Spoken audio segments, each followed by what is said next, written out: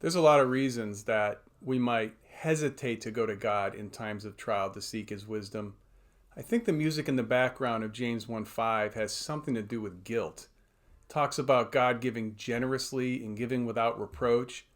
It's almost as if people think God is going to be stingy with his wisdom, or maybe he'll say, "Ha, I knew you'd ask something like this," almost contempt instead of love. But guilt can freeze us from going to the Lord. And it often looks like this: you had a bad day, or maybe you thought some bad thoughts, or maybe you did some bad things, and you're going through a hard time, and you want to pray to God. But you start to say to yourself, I'm not qualified to go right now. I haven't really cleaned up my life the right way.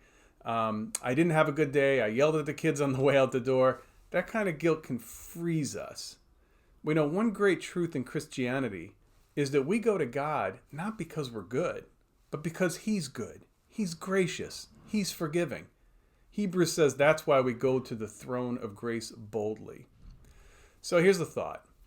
The story of the two sons. We know this is the prodigal son. Prodigal runs off into a far country. He shames himself, his family, especially his father, his religion. Jesus paints the picture of the ultimate sinner. And a famine comes into the land, and the young man comes to his senses. Now, you remember what he says?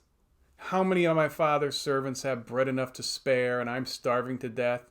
I will go back to my father and say, Father, I've sinned against you.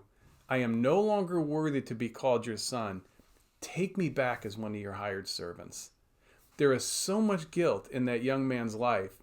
In his mind, there is no way that the father is going to receive him back as a son, maybe a hired servant at best. But what does the son discover when he actually takes the steps and goes back home?